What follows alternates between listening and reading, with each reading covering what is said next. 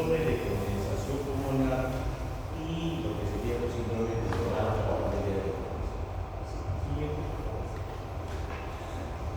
Entonces, como ya se lo va repitiendo todas las funciones, el interrogatorio es lo más importante, porque es el que me va a decir un paciente podría tener una condensación o podría tener problemas pulmonares o podría tener pausa dural. Es aquel que me dice el paciente, me dice, tengo un dolor pleurítico, o tengo un problema de sonido de pecho, o tengo un problema de que me falte el aire, tengo un problema de que tengo cianosis, me pongo moradito, en qué momento, ya eso, todos esos datos necesitamos nosotros tener, y eso lo da el interrogatorio. Después comenzamos a hacer las maniobras semiológicas, que tratar de buscar todos los síntomas y signos que nos puedan contribuir a nuestra patología. Pero hay síntomas y signos que a veces parecen un poco extraños, pero pueden tener relación. Hemos tenido pacientes que a veces vienen a la consulta por fiebre, dolor de tórax y le pedimos y un poco histérico. Le pedimos órganos auxiliares y de repente salen sus órganos auxiliares, el pulmonar está completamente normal, pero que tiene su bilirrubina, que no se le va, por lo tanto, rápidamente una vez se han desviado y empezaron a buscar la enfermedad de paro. Y el paciente lo que tenía era una neumonía consolidativa que es una hepatizada y por lo tanto tenía bilirrubina así. Ya está. Y sin embargo ya nos lo habíamos desviado porque lleva 3 días ahí. Le dijeron, no, debe ser hepatitis A, B, no le estaba sin nada, no le daba nada. ¿Se cuenta? Entonces, ¿por qué? Pero se olvidaron de la palabra que el paciente vino por dolor torácico. Y nadie vio la placa que estaba guardada 3 días ahí porque nadie puso atención a esa parte. ¿Se cuenta? Entonces, si nosotros dejamos de darnos cuenta en algún síntoma o signo, ese de repente es el principal problema que tiene el paciente y los otros son desviaciones. Y los exámenes finales nos debían bajar de algo. Recuerden que los exámenes finales lo último que hacemos es para confirmar lo que nosotros sabemos que estamos buscando. No para que nos digan qué cosa tenemos, ¿no? Porque si no vamos a tener. Después de hacer las maneras cibernéticas del examen físico, esto permite al médico determinar cuáles son las alteraciones que se pueden ver en el aparato respiratorio como consecuencia de diversos factores. Entonces encontramos algunas alteraciones clásicas.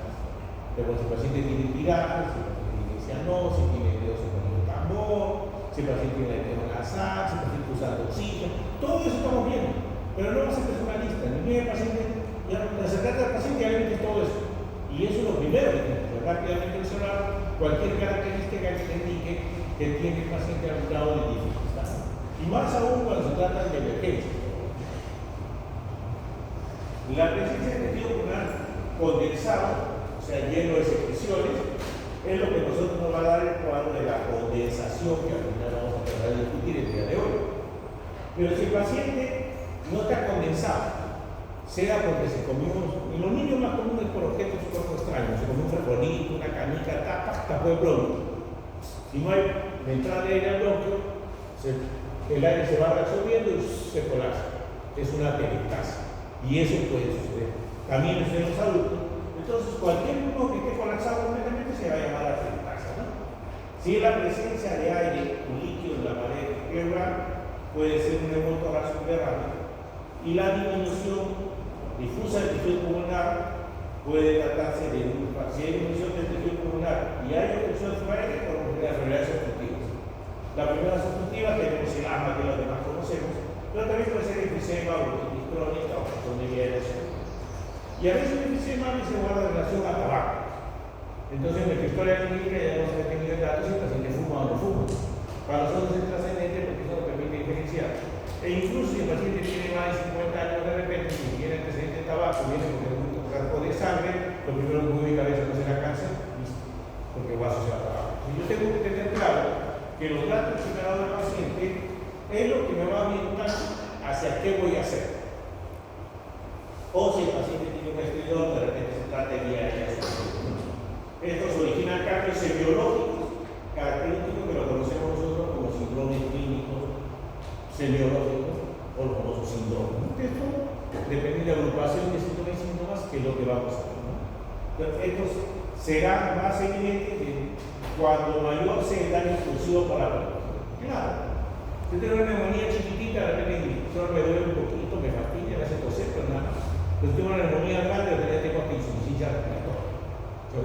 de la magnitud siempre va a estar en relación probablemente al tamaño de la lesión. Pero hay pacientes que pueden venir con daño extenso, pero sin embargo, en su clínica todavía no se evidencia ello. Pero un paciente que tenga todo bien, porque me está haciendo toser un poquito, le tomamos una placa y no tiene un pulmón. Entonces la pregunta es: ¿qué pasó? ¿Por qué perdió un pulmón y ni cuenta se dio? Es porque el pulmón es fiel para nosotros, ¿no? El pulmón es del tamaño, de repente usted tiene 3,5 litros a 4 litros de aire en el pulmón, pero para respirar usa medio litro. Entonces el resto está ahí, no lo estamos utilizando. Cuando ya comienza a bajar su capacidad de estar al 50% a 2 litros, ahí van a notar que cuando corre le falta el aire, pues ya no tiene capacidad de compensar porque ya sus reservas se están batiendo. Y cuando el paciente es crónico, va de una vez llega el paciente a provincia porque está con tos, que toma un mercado y no tiene pulmón y su quiste atípico de este tamaño, que no tiene casi pulmón. Y que tiene que ser demorado de repente 10 años en crecer, como ha sido lento, no se va notando eso. Entonces hay que tener cuidado, porque pacientes que tienen patologías crónicas a veces son lentos su proceso. O hay patologías que pueden tener, como un cáncer de pulmón, derrame pleural, puede tener que el paciente tiene un derrame extenso y intenta hacer porque las terminaciones nerviosas no están activas. Entonces, pero generalmente hay que ver el tamaño. Y en algunos casos se podrán usar las soluciones de dichos síndromes en un mismo paciente. Claro, no esperemos que es un paciente que venga con neumonía, no tenga reemplazo. De repente ahorita tengo neumonía hoy día, porque tenía una secreción, las secreciones salieron, se reparan el moco. Ya tengo una condensación y al mismo tiempo tengo una reemplazo. ¿Se acuerdan? Y si con lo lógico que una neumonía irrite la pleura, puede ser derrame pleural. Yo tengo síndrome de derrame pleural, tengo una condensación y una reemplazo. Y a veces los pacientes van a venir con todo. No es que va a haber justo, no, yo quiero que tenga pacientes solo un problema en el ojo. No va a tener en el ojo, va a tener 1000 problemas, lo que significa que nosotros tenemos que ver lo que es más relevante para el paciente y lo que guarda relación con la patología.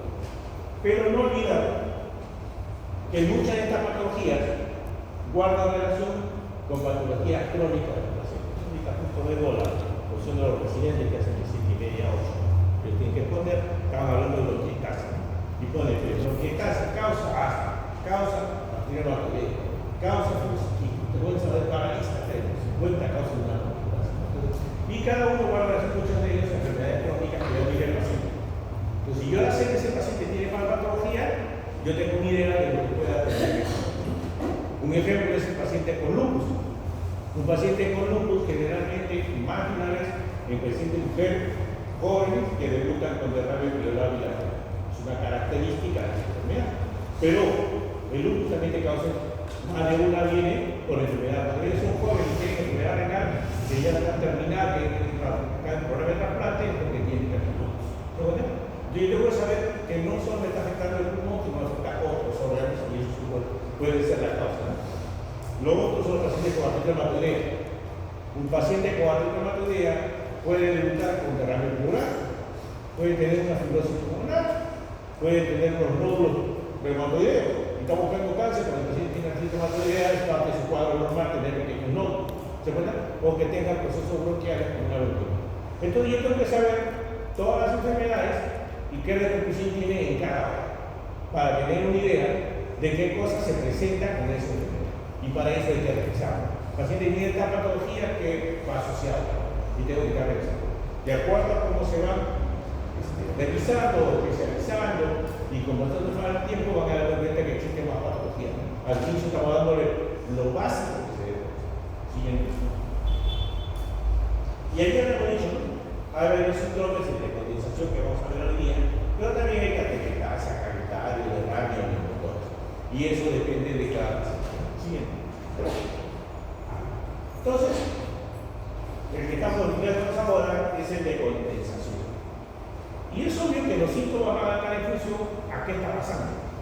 Si yo tengo una condensación que es llenada de secreciones en un área del pulmón, que significa que está tapizando todos los alveolos, entonces mi capacidad para respirar va a disminuir. Y si yo tengo una menor capacidad para respirar, porque básicamente está todo tapizado y el bronquio no está libre, entonces lo que no lo va a tener es una sensación de repente que me comienza a matar el aire. Que de repente no lo notamos. Y es un ejemplo cuando nosotros viajamos a altura, ¿no? Entonces, el aire no noto, pero si alguien me toma en cuenta ¿cuánta saturación tiene? Saturación de 97 acá, de repente bajó a 94. Y si alguien tomó su frecuencia respiratoria, que acá tienen de repente 15, arriba ya están en 20. Como son cambios fisiológicos y no lo damos cuenta, puede pasarse. Y eso también sucede con el paciente. No todos sirven, un poquito de tos. Y tú también lo necesitas a una frecuencia más alta, porque probablemente es una manera rápida de compensar, ¿qué cosa? La falta de oxígeno. Entonces vamos a ver un paciente que probablemente tenga polimia. Y si el paciente ya el daño es importante, porque es una cosa es una neumonía chiquita y la neumonía del pulmón, o multilobar, o si se trata de una condensación, ya por secreción y está haciendo atermetasa, mayor todavía va a ser daño. Entonces cuando mayor es el daño, ya en tu paciente comienza a aparecer algo de cianosis. Eso generalmente lo hacen niñitos, ¿no? Porque niñitos es diferente. Un pulmón de usted de tamaño, un niño tiene un pulmón de tamaño, un poquito ya está medio pulmón por lo menos. Entonces le falta el aire más rápido, ¿no? Entonces tenemos que buscar si el paciente puede tener cianosis o si el paciente comienza a tener una respiración superficial, especialmente en la zona de lesión, porque si me duele la fatiga comienzo a respirar más suave, para que no me provoque irritación. Porque creo que una neumonía puede irritar la pleura y condicionar dolor. ¿Y puede cambiar el tipo respiratorio? Sí. De repente ya no respiro más a la derecha, a la izquierda, ya no la hago abdominal, si es que es más pasada la lesión, desde la hago más torácica para detectar solo la parte alta y no la baja porque me voy a irritar y me va a doler. Y además que sé que esa zona, sin querer, estoy compensando. Si esta parte no me está sirviendo con el oxígeno, tengo que buscar la zona de mayor oxigenación. Entonces, por reflejo voy a cambiar mi tiempo de tipo respiratorio. Y con nosotros, si ya está una zona determinada del pulmón por una lesión, si yo tengo una condensación, esa zona del pulmón ya no va a ventilar. Porque no entra ventilar, solo al bronquio, pero no se va a distender ningún alveolo. Y por lo tanto, lo que vamos a encontrar es una disminución de la expansión pulmonar. Está menos expandida. Entonces hay que observar él. Y después, ya si es que uno la palpa, en ese momento dice aumento de vibración de vocales. Ya si el paciente en ese momento dice cualquier palabra, pero eso no, ya uno rápidamente está notando. El paciente está hablando, siente que la mente como está. Pero mejor es decir, vamos a 30-33 para ver cómo está la vibración de vocales, porque esto se ha convertido en uno. Y si ya percutimos en la zona, si es que la lesión es mucho más extensa, llega a tener desde submatinez hasta una matinez completa, cuya generalmente es una característica de este tipo de problemas, sea la teletasa, sea la condición, que son las famosas percusiones con matinez no desplazada. Porque es adentro de acá quieto, entonces no se va a mover. Si yo lo echo, no se va a desplazar con esa zona de matinez. Acá con una sonora. Entonces, cuando estamos frente a un síndrome de condensación, dicen diferentes autores me gusta poner a mi padre. Porque al final lo que interesa es tratar de cada actor lo principal que está diciendo, ¿no? Un ejemplo es el conjunto de síntomas clínicos que forman parte con síndrome de condensación pulmonar son 9 repetidos: movilidad disminuida del tórax, aumento de vibración de vocales, oscuración, le llamaba oscuridad a la percusión de su autor activo, o sea, viene a ser matidez, no es sonido. Y hay un soplo tual, ya apareció toda la famoso soplo tual. Hay una broncofonía, puede llegar a ser una vectoriología áfona y sonora. Esto corresponde o representa, desde el punto de vista diagnóstico, a una condensación pulmonar, probablemente de naturaleza inflamatoria. Digo probablemente de naturaleza inflamatoria porque la concentración no necesariamente siempre va a ser inflamatoria. El paciente con edema agudo del pulmón, pero tiene congestión pulmonar, se llena de agua y puede ser hasta tumoral o otra cosa. Siguiente. La bebé de todas las síndrome de condensación, y es la que más vamos a utilizar, es hablar de síndrome de condensación asociada a la neumonía, o neumonía, como quieran llamar. Es el número 1 de la condensación. Es el relleno por líquido exudado que ocurre con la inflamación del pulmón que compromete a nivel de la zona alveolar. La etiología más común de síndrome de neumonía es una inflamación alveolar secundaria a infección de microbios, generalmente. ¿Por qué ponemos microorganismos? Porque es lo más común y buscamos bacterias generalmente, ¿no? ¿Por qué? Porque ya la experiencia del COVID nos hizo recordar nuevamente que existen las neumonías virales. Por detrás de neumonías virales generalmente son más de tipo intersticial, la mayoría. Entonces eso nos diferencia. Es una maldición frecuente de neumonía la que puede ser potencialmente grave. Entonces no es un diagnóstico igual, no va a dar el plazo. Es decisión rápida de definir si tiene paciente neumonía. Especialmente si el paciente es un anciano. Tener mayores años, tener enfermedades crónicas previas, todo eso aumenta el factor de riesgo de complicaciones. Y es por eso que tenemos que tomar decisiones. Si no, tu mortalidad va a ser muy alta. Siguiente. La etiología más común del síndrome de condición es la neumonía. Es una inflamación alveolar secundaria del microorganismo. Cualquier microorganismo capaz de infectar el pulmón puede provocar un síndrome de condición. Es importante, porque le ponemos cualquier microorganismo y es que sí, tenemos que recordar. A veces el paciente tiene una consolidada en la parte superior del pulmón y nos está llevando a que el paciente no mejora, porque es raro que los férmiles se vayan por arriba, lo normal es que vayan para abajo, entonces se vaya más abajo las secreciones, porque está arriba. Entonces puede ser en este caso, una consolidación, pero en este caso estamos refiriéndonos a una neumonía tuberculosa. Entonces la tuberculosis también puede ser una neumonía. Por eso que la clave es entender que cualquier microorganismo, porque hay que saber cómo se presenta cada microorganismo y qué forma hace su neumonía. Porque no todos los gérmenes son igual a la neumonía, cada uno tiene diferencia. Entonces, de acuerdo a cómo se hacen sus localizaciones, pueden tener una idea de qué está pasando, ¿no? A veces un paciente tiene como nódulo que esté cavital, pues es una neumonía por lo que esté aftococo. Y uno dice, no, que si está acá, ya es aftococo. Y puedo dar esa cobertura porque mientras que sale gente en 3-4 días, ya puedo saber qué cobertura le puedo dar. El germen más frecuente involucrado en los pacientes es obvio que es el neumococo. Hay que recordar que los neumococos, con esos gérmenes propios de la garganta, están tranquilos, no tienen problema. Pero como son gérmenes que tienen tan comunes, no son muy agresivos, pero también son los mismos que pueden afectar la vía respiratoria completa. Y esto es importante, por eso que ahora, cuando tiene el paciente mayor de 65 años y el niño menor de 5 años, se recomienda que se vacune contra el neumococo. Lo que están haciendo es prevenir que tenga riesgo de neumonía o infecciones absolutamente más comunes que es el neumococo. Para eso le piden que se ponga su nombre. Bajo ese principio de que es el más involucrado en este tipo de cosas. Corresponde a secreción en la vía aérea, producto de esta inflamación secundaria o una infección, pero también puede deberse a un cáncer. Si tú tienes un cáncer, hay un carcinoma alveolar que comienza a tapizar, está llenándose toda la pared, está irritando, inflamando y también va a producir secreción. O sea, cualquier cosa que te produzca secreciones te va a producir la tendencia a consoliar. Pero si es una micosis, también te puede hacer. A veces tenemos parásitos, un paciente que tos y saca sus tornillos de cuerpo, enorme, tipo suaca. Entonces, dependiendo ahí que me interese, ¿de dónde viene? Porque si viene de la selva y tiene inmunosupresión, probablemente sus parásitos están abundando y pueden tener hasta secreciones. Entonces, yo tengo que idea que puede ser dado por un más de un mismo. Siguiente. La clínica de un síndrome de condición es evidente cuando la infección es lo suficientemente grave. Así es. Porque a veces cuando el paciente viene con una lesión tan pequeñita, solo viene con tos y fiebre y le ve la garganta, faringitis, y le da faringitis y piensa que no hay nada más.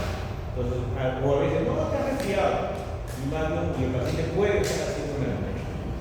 A veces tiene fiebre, falta general, puede ser una neumonía. Por eso que una buena historia y una buena evaluación permite delimitar a qué estamos viendo. Está especialmente relacionada a la magnitud del parenquema conocido, es cierto. El tiempo de evolución no es lo mismo. A veces me vienen pacientes y me dicen, doctor, tengo un niño de 4 años. Doctor, me quiero que lo vea. ¿Usted ve niño? Sí, yo tengo un niño. ¿Quiere que lo vea? Bueno. Entonces, ¿por qué? Porque tiene 2 meses de tos. Ya han dicho que tiene neumonía, bronco, todo lo han dicho. Al final, uno le pregunta, ¿qué tienes? Tiene tos. ¿Qué más? Doctor, en la noche ronca su pecho. Ya. Y cuando corre se cansa, fastidia. Es un asma, por donde lo veas. Entonces, el paciente niño tiene un asma y lo da como neumonía, faringitis. Cada quien lo ve le encuentra algo diferente. ¿Se cuenta? porque no tenemos una buena historia, y para eso sirve la evolución. Igual también sucede en la evolución, el tiempo de evolución y tu antecedente previo. Tenemos pacientes que llegan a la consulta y nos tienen una idea que parece que sea una neumonía y me dice que ha estado hospitalizado hace 3 días. Cambia. 15 días también puede cambiar, porque el paciente ya tiene gérmenes intrahospitalarios cuando está hospitalizado. Entonces le pregunto, ¿y cuánto tiempo estuviste hospitalizado? ¿Qué te hicieron ahí? ¿Y recibiste antibióticos? ¿Qué antibióticos? Todo me interesa, porque podemos haber seleccionado una bacteria y hay que recordar que los gérmenes intrahospitalarios son más agresivos. Entonces yo tengo que tener en cuenta que ese dato como parte del cuadro. A veces el paciente viene a consulta y el tiempo de evolución es tan largo que me dice, doctor, tomé antibiótico esto, tomé antibiótico esto, por lo menos ya te está diciendo lo que no vas a usar. ¿Te acuerdas? Entonces tú vas seleccionando qué microbio puede ser porque el paciente está recibiendo esto, ¿no? ¿Y por qué no mejora? Entonces uno dice, algo debe estar pasando. Tenemos jóvenes que vienen a la consulta por neumonía a repetición. Una vez viene un joven que viene 3 veces, hizo neumonía, cada mes hacía una neumonía. Otra vez, otra neumonía hospitalizada. Otra neumonía, ya la tercera dijimos, esto está raro. 3 neumonías no puede ser. Para que sea algo más de lo que es paciente. Entonces, o es un germen diferente a lo que estamos tratando de matar, que es no es neumonía, que es hongo, una micosis, de repente se trata de tuberculosis. Pero lo que resultó en este paciente, más de una vez, entonces, pacientes tienen adenomas benignos. Adenomas son como granitos que salen. Y estos adenomas le habían salido desde el bronco, 3. Y dejaban la luz sobre un hilito. Entonces bastaba que las secreciones se quedan, hacía neumonía. Surgía el cuadro infeccioso, pasaba de nuevo, se las secreciones y de nuevo hacía neumonía. ¿Se cuenta? Entonces cuando la historia y la evolución te dice que esto es algo un poco diferente, habría que buscar a otro coagulante que explique por qué hace neumonía. El paciente es inmunosuprimido, algo tiene que tener. De repente es un VIH. Por eso está haciendo neumonía de repetición. El paciente es un diabético. Entonces, ya la historia me dice, de acuerdo a esa evolución, cómo está. También la evolución del cuadro y la profundidad del foco de condensación que está grande. Siguiente. Cuando uno tiene condensación, no solo es los signos de la condensación, también tenemos síntomas. El más común, tos. Y cuando es una tos exigente y es una zona inflamatoria que ya tiene secreción y tiene microbios, puede comenzar a tener un tos con el corazón rumbrosa, como será como mezcladito con un rayo de sangre. Estamos hablando de que es. Dice el paciente que tiene tos con tema amarillo verdosa, verde, que ya te describe el paciente. Y ahora actualmente incluso traen, mira acá tengo mi foto de celular, con su foto de sus secreciones que ha botado. Entonces te ayuda, porque te permite delimitar más o menos qué características ya el paciente lo que ha sucedido lo puede suceder. También tiene que tener fiebre. Este es importante. Una neumonía sin fiebre es un poco rara. Puede dar, pero es menos frecuente. Y nosotros lo que manejamos son las frecuencias. Realmente el paciente tiene tos y fiebre, hay la infección. Si el paciente no tiene fiebre, un poco dudoso, ¿no? A pesar que la fiebre no es un síntoma patognomónico solo de la infección. Yo puedo tener fiebre por cáncer, enfermedades de colágeno, un montón de causas, pero me interesa tomarlo en cuenta. Y dolor tipo pulsada que puede presentarse ocasionalmente. ¿Por qué? Porque realmente la neumonía, al estar comprimida, como especie triangular hacia la pared, y bien toca la pleura, especialmente la pleura parietal, ya le irrita y comienza a tener dolor. Solo por inflamación o porque ya comenzó a hacer lo que se llama un derrame paraneumónico, que es parte del cuadro clínico del paciente con condición o neumonía. Entonces, por eso ya puede comenzar a tener eso. Y los signos, ya hemos observado la frecuencia respiratoria pues está aumentada, la matidez que dejamos observar y comienza por el otro lado. Ya los estertores tipo crepitante, que por la secreción que está almacenada en la parte distal del cuerpo, a nivel alveolar. Y para eso aparece otro dato, dice, antecedentes de importancia. Si tiene la vacuna sanguínea, si el paciente tenga un tipo de alergia a medicamentos en uso. Es importante. Ya van unas preguntas que se tienen que hacer sí o sí. Si Si el paciente ya tiene vacunas, qué tipo de vacunas tiene y si tiene alergias. ¿Por qué es importante? Porque si ustedes no saben qué alergia tiene el medicamento, puede ser que tienen un medicamento que el paciente sea alérgico. Y si dice un tipo de alergia, tiene que más o menos documentar qué alergia es hasta y cómo se presentó. Muchos pacientes dicen, no, tengo alergia a penicilina. ¿Cómo se presentó? Tomo una pastilla y me dolía la cabeza. Eso no es alergia a penicilina, ¿no? Entonces hay que tomar en cuenta la forma de presentación para entender eso. Por eso es bueno ampliarlo, especialmente, y si tienen algo registrado, anotarlo adelante, bien grande. El paciente tiene alergia a tal. Hay alergia a todo tipo de medicamentos, es bueno conocerlo. Y lo otro es importante son los medicamentos en uso, que también es parte de la historia, porque cuando vas a hacer un paciente, vas a hacer un diagnóstico, vas a dar un tratamiento, y el tratamiento tiene que tener una relación que no tenga efectos adversos con los fármacos que está tomando. Porque acá, especialmente los pacientes ancianos, polifarmacia, ¿no? Tienen para su hipertensión, para su artrosis, para su dolor muscular, para su tetanitis hipertenso, diabetes, 50 cosas. Y está casi su batería. Y sobre eso tiene que dar tratamiento. Hay que tener cuidado que no sea un cruce o que hagamos que disminuya el efecto del tratamiento que estaba recibiendo, ¿no? Porque eso puede ser no contraproducente. Hace poco vi una jovencita que salía que está embarazada. Y yo le digo, ¿por qué viene? Está tuberculosa, también fue tratamiento TB y está embarazada. ¿Por qué? Porque cuando era el tratamiento TB, ellos utilizaban sustancias hormonales para protegerse. Pero el parto hormonal se altera, o esa hormona se altera cuando estamos tratamiento TB. Entonces no está protegida y se embaraza. ¿Ves? Porque no se tomó en cuenta que en ese momento debe usar de repente doble protección. ¿Se da cuenta? Pero es indicación del médico, porque el paciente no sabe. Pero la mayoría de errores no son porque el paciente se equivocó, es porque el médico no lo dijo. El médico que piensa que el paciente sabe más que el médico, no es así. Depende de ustedes, las indicaciones las dan ustedes. Y si no la dan, el error de usted, no le dio el paciente. Siguiente. Entonces, hay que comenzar a realizar el examen general. Signos vitales nos dirán la eventualidad, gravedad. Claro. El paciente está cianótico, el paciente está polimnéico, está con tiraje. Todo eso tenemos que ver. No solo preocuparnos de la neumonía, sino que ver lo que nos ayuda a estado de gravedad.